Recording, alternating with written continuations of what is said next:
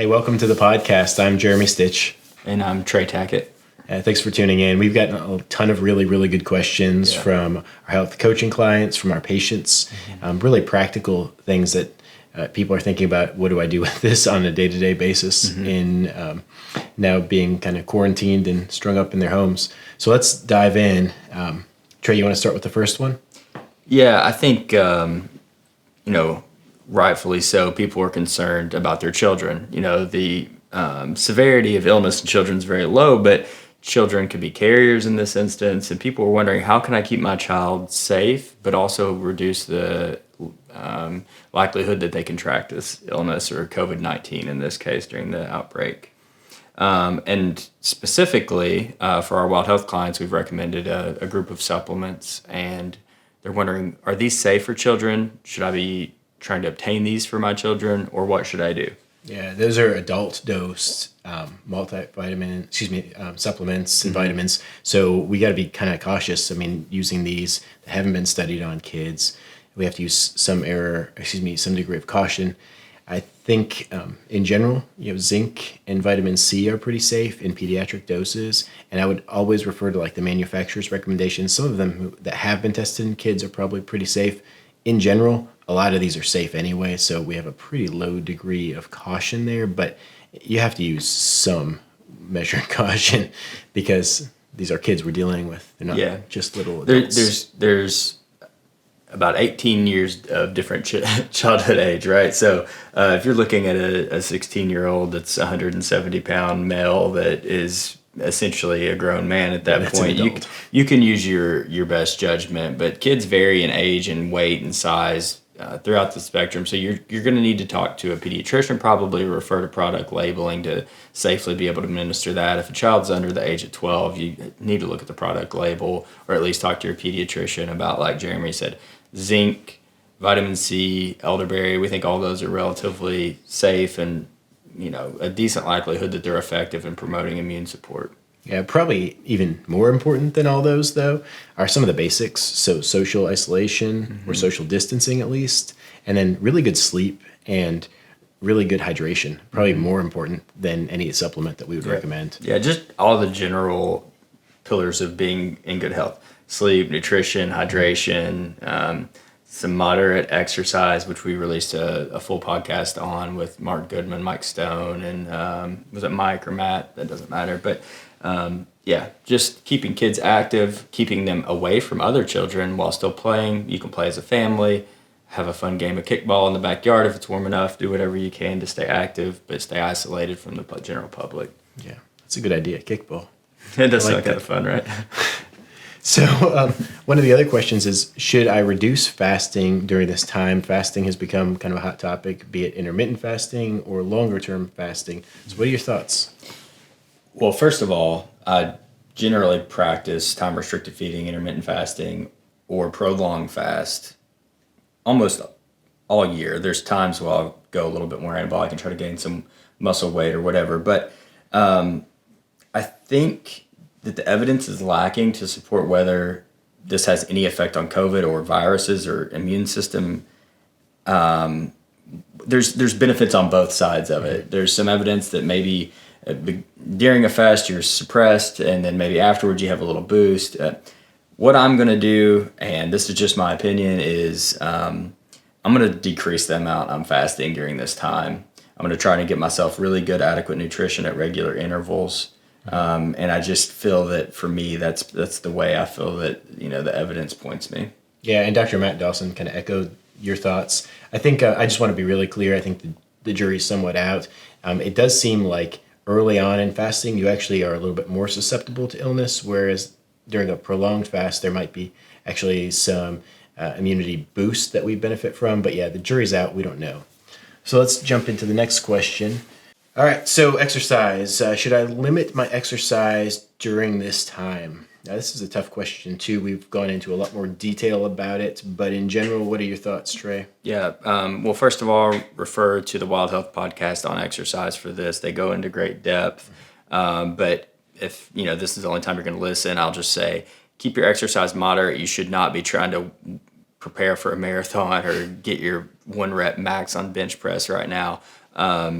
you can do like a little maintenance period where you're doing body weight, yoga, whatever core mobility exercises you can do in your house, but you don't want to get into that level 4 or 5 cardio, light cardio, short runs, just not overexerting yourself. Yep. Exercise is mild inflammation. Mild inflammation is usually adaptive. It usually helps us. Too much exercise can be a strain on the body. Mm-hmm. So I agree, 100%. Yeah. Oh, and one point I wanted to make too that it's important with exercise is that we don't think you should be working out fasted right now. That kind of goes into the fasted question, but definitely no fasted exercise. That's probably increasing that stress on the body. And then make sure you're getting good nutrition after exercise. So next question is, if I am the primary caregiver for elderly grandparents or any sick patient in general, should I be tested before I come into contact with them? Mm-hmm. Ideally, yeah. Yeah, but it's really, testing is a difficult topic right now. We're trying our best to pursue all avenues to make it easy to get testing for all of our clients. But until that time comes, until it's more widely available nationally, if you have symptoms of illness and the person can essentially survive, with their food supplies or whatever without you there, it's best to avoid them. Try to use food delivery services. There's alternative means. There's a lot of restaurants doing food delivery and stuff right now. Government support.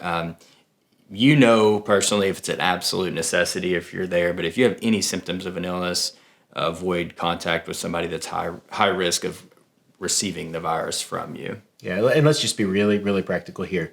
So let's just assume that 50% of the population does actually acquire this virus and that the mortality rate for the elderly is somewhere around 10%. We hope it's a lot less, but let's just assume that. That means, there's a 50% likelihood that that person's going to have a 10% mortality. That equals 5% mortality risk. So it's just not worth it.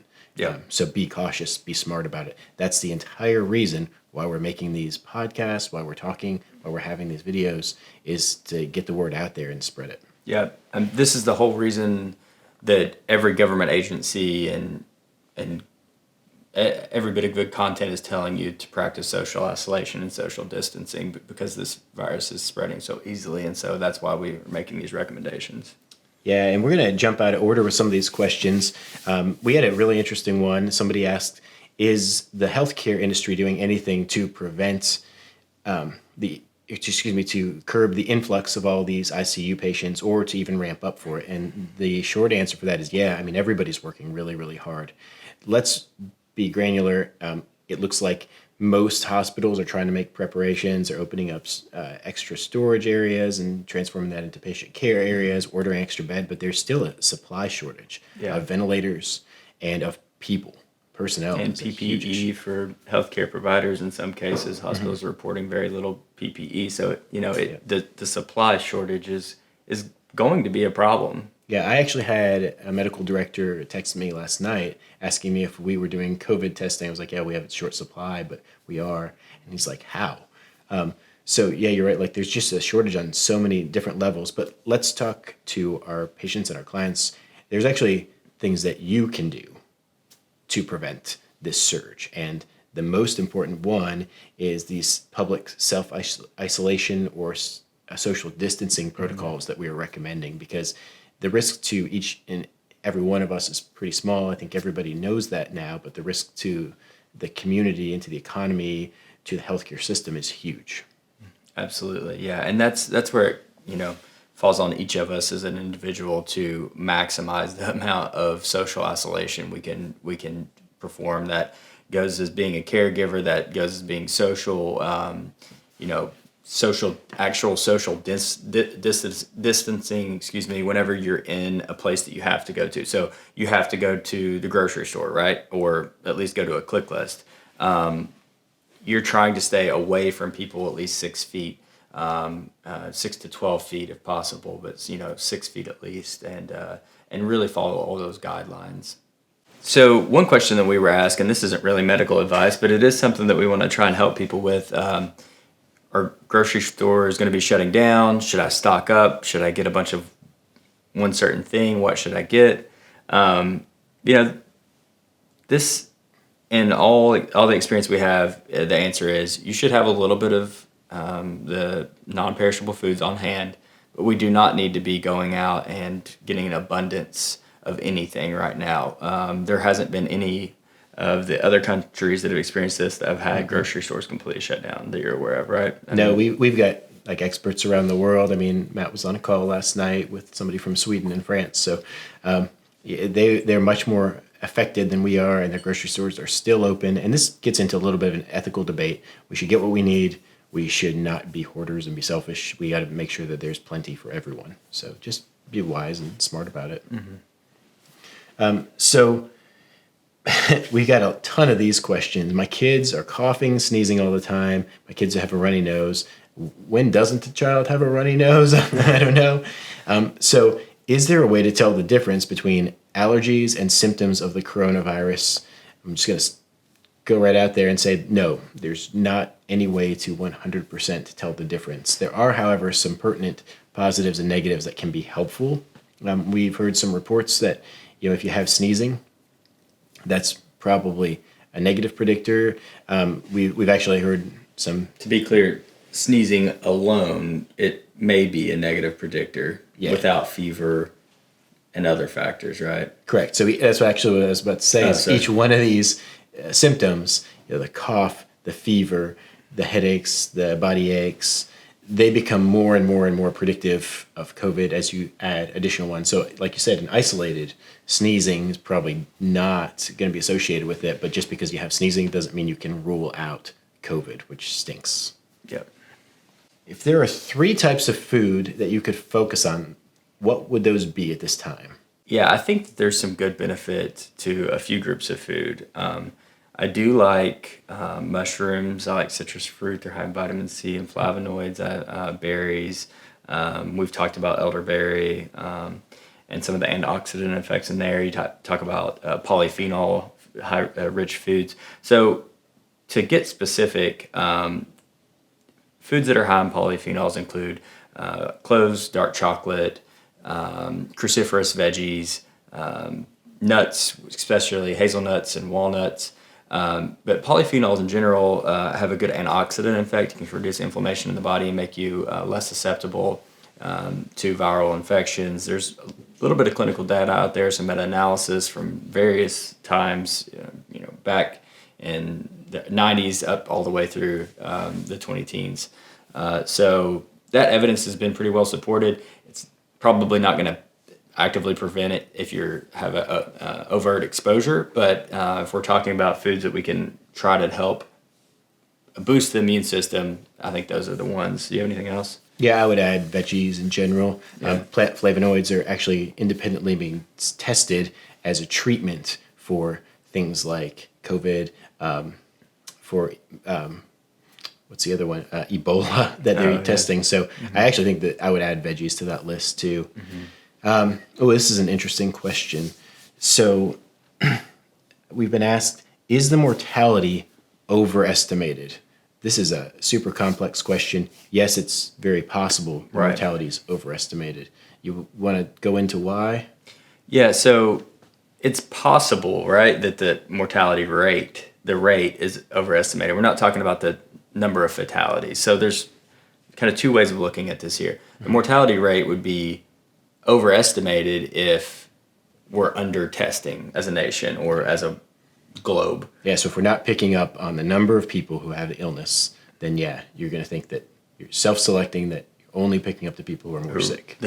So the thought is that people that are in the hospital, that are critically ill, that are at high risk of passing away from this illness, would be the ones that are tested, so your mortality rate would be elevated a little bit. But that's not to say that the total number of fatalities are inflated and that this isn't a severe virus. We're not trying to scare anyone here, but the mortality rate is probably pretty severe with this illness, especially in that population. So that's specifically, you went into fatalities. We actually expect the number of fatalities to be underreported. So the number of fatalities is going to go up. The mortality rate is likely going to go down a little bit, but keep in mind, these are still people we're talking about. These are our loved ones. These are our grandparents, our parents. So we still want to look out for them because it's still dangerous to them. And that's what's so scary about this. Is there any data to support that the coronavirus will not thrive in warmer climates? I think what this question is getting at is, as we warm up, do we think that this is going to become less of an issue? What do you think? I hope so. I think that if you listen to any of the experts out there, epidemiologists, infectious disease doctors, it's generally a consensus that viruses do not spread as well in warmer climates because the air is more humid, the cough doesn't spread as far. There's a bunch of various reasons. There's theories about the nasal passages being more susceptible to viral adhesion during cold temperatures. So in general, we think that viruses don't spread as well during warm temperatures and warm climates. But there's no evidence on COVID-19 yet. There's not been enough time to study it. What do you think? Yeah, I agree. We don't know. It's a novel virus, so we don't know. We hope it follows the same trends as other viruses, but we just don't know yet. Mm-hmm. Yeah. So we have had a lot of questions about zinc. Zinc is pretty safe. So one of our patients asked, what are the safety limits with zinc? Should we be concerned about it? And should we be concerned about the zinc and copper ratio?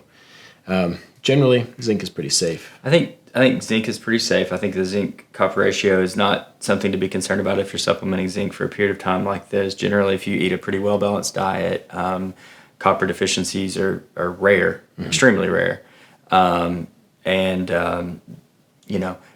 Follow manufacturer guidelines on your zinc supplementation. You don't want to be overdosing or doing crazy things with any supplement, so you're going to be following either your doctor through Wild Health or your primary care physician's recommendations for dosing. And if you don't have one, it's over the counter. Follow the manufacturer's labeling. Yeah, and adding copper as a separate supplement is something that we rarely do. If you are taking both copper and zinc, think about taking a combination so that you've got the ratios correct, or just better yet, talking to your provider and getting them measured. But again, that's pretty rare that we would recommend copper. So, yeah. Next question. How do we think that freezing temperatures affect the virus when we receive packages and live in, like, say, upstate New York? Does this cold potentially decrease the shedding? We don't know. I think that if you're receiving packages, somebody else has handled them. You have a pretty low. I think Matt and Mike and you already talked about this a little bit. It's pretty low risk of a transmission that way. Don't take the cardboard and touch your face with it. You could probably open the package, throw it away, wash your hands, and pretty effectively reduce your amount of risk of any exposure that way. Yeah, and different surfaces have different periods of time that this virus can remain active. So, like, solid surfaces going to be longer, and porous surfaces like cardboard, it's going to be a little bit shorter. Think about biologic surfaces, probably going to be on the shorter end, but you're not out of the woods. Just use caution, wash your hands a lot, and you'll probably be safe here. Yeah, and simple cleaning with it, and this is expert opinion as well. This virus isn't super hardy when you're using cleaning supplies, so a diluted bleach and water spray on anything that's plastic or metal. Whenever you receive it, you can clean it that way. Yep, definitely. So let's talk about what the average period of incubation is after exposure. The CDC has changed this number frequently, and why do you think that is? What's the evidence out there telling us that it's causing this to change so often? Obviously, it's a new novel virus, so not a lot of numbers available yet. So the average incubation time is about 5.6 to 6 days. So we know that that's pretty common. We know that the vast majority of people become symptomatic by about day 8, well over 80%. But there are still people who carry this virus and don't have any active symptoms until 14 days out. So that's why this 14-day window is so important, is because you can't just go by the averages. We're not all average. So you're not out of the window basically until you're 14 days clear. And so to make that very, very clear to anyone that doesn't have any medical background, we're talking about incubation as being from the time you were exposed to someone with the virus to the time you present with symptoms or start to feel bad. And if you do start to feel bad, you're going to know that you need to self-quarantine avoid public, right? You're going to prevent spread that way. But right now, during this period of time where we're trying to practice social isolation for everybody, at least for the next 2 weeks, it's because we don't know who could have been exposed at this point. Yeah, and there's also a lot of asymptomatic carriers. So probably the biggest culprits here are the kids who are not necessarily effective or have minimal to no symptoms, but ultimately test positive for diseases. We're not really testing that readily in the United States, but in other countries we can extrapolate that data, and that's why isolation, again, is really, really important here. So is sauna beneficial against the virus? We went into this a little bit before, so we'll just summarize this really quickly here. Warming your skin temperatures probably kills the virus on your skin. It does not really affect the virus inside your body, so it's not curative. It might kill the stuff that lives on the surface. It has some other long-term health benefits, but probably not going to kill the virus. Yeah, the point I would like to make about sauna is if you're feeling ill, that you probably shouldn't stress your body with a day or a prolonged high temperature. That's a good point. Yeah, so use sauna regularly if you already do that, but whenever you begin to feel ill, don't go in the sauna thinking you're going to kill the virus. Is topical vinegar effective to kill the virus as a natural cleaning product?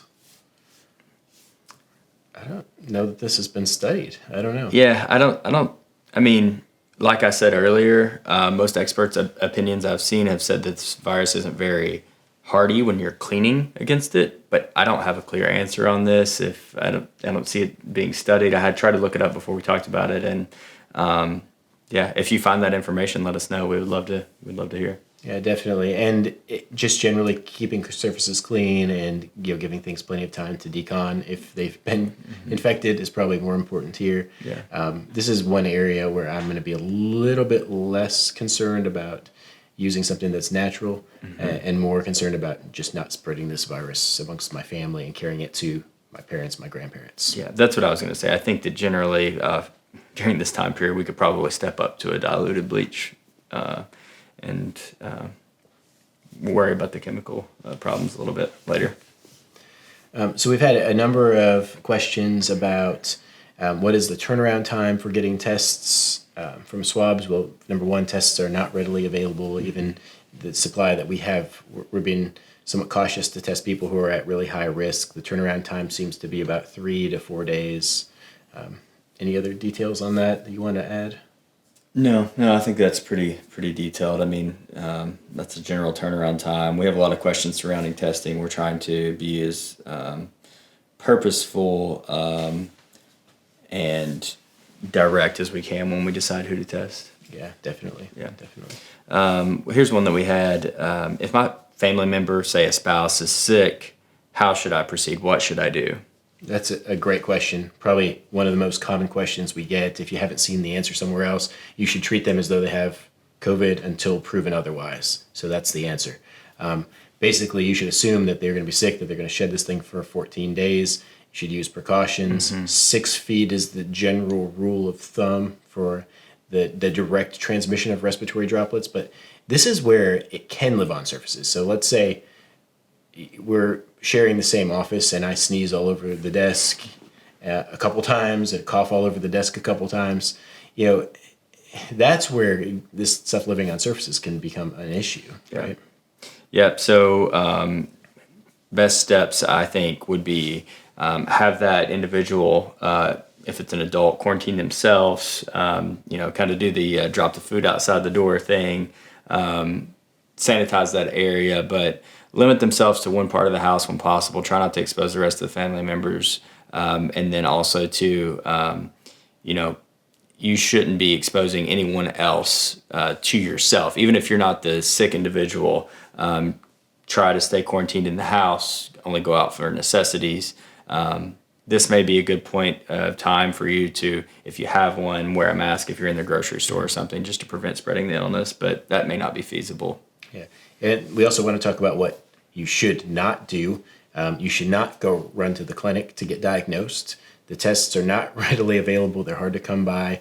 Most people who go to the testing center are getting turned away because they don't screen positive. So it's not something that you should run out to be tested for, I guess is the take home I would say here. Now, if you're in respiratory distress, if you have, acute productive cough, high fevers, we have to differentiate from pneumonia. So that's when you should definitely take advantage of your doctor, call them up on the phone, utilize your telemedicine, call your family or call them about your family members. But you shouldn't be running out to seek attention unless they're really sick.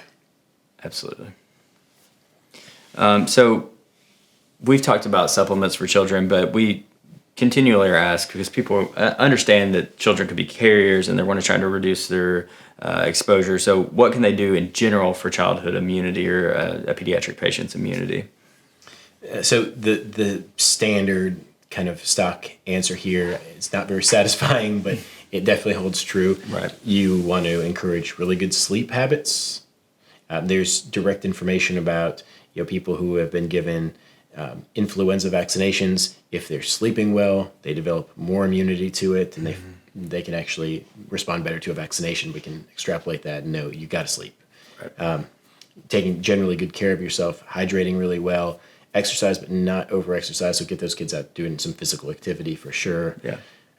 So that goes into keeping them active while keeping them isolated. So it goes back to playing outside or doing whatever, like as a family, as a group that's going to be together anyway, but not exposing yourself to other families or having play dates. So no play dates, nothing for now. The federal government's going to continue to evaluate these numbers and kind of let us know whenever they and the CDC think that this is a safe time to resume social activity, and it's just not right now. No. I mean, the latest recommendation straight from the president's mouth, where he doesn't really recommend any groups of 10 or more getting together. So that's a pretty small group when you think about it. I mean, my family alone is 7 people. I was going to say, do you have to break your family up? Not quite yet. If it gets down to 5? If it gets down to 5, I guess we will. I have to get an apartment. North side of the house, south side of the house. Yeah. So, people have asked specifically, I keep bringing up going outside. Is going outside a good idea? Yes, going outside is a great idea. You don't want to be close to people, but if you're out walking on a sidewalk, you're not close to people. If you're in New York City, I guess that could be different. But if you're able to get into a more remote area via a drive from your car and take a nice little walk in nature, you're not containing the air that you're in around other people like you would be in a building. Correct. Yeah, that's a great point. It all depends on your particular situation, how physically near you are to other people. So what about going for a walk? What if I see other people on the walk? I think you turn and run. You think so? Yeah. No, you should probably just keep that standard 6 feet of social distancing. That's best case. Yeah, the more crowded the population, the higher risk you are of exposing each other. So I think we were in New York a couple weeks ago, and the answer to this question is very different if I'm staying in New York versus if I'm at home in rural Kentucky. Absolutely. We'll include the rest of these. We've covered pretty much everything, but we'll have a couple more answers as they come in. As people send us questions, we'll try to continually add to this FAQ sheet.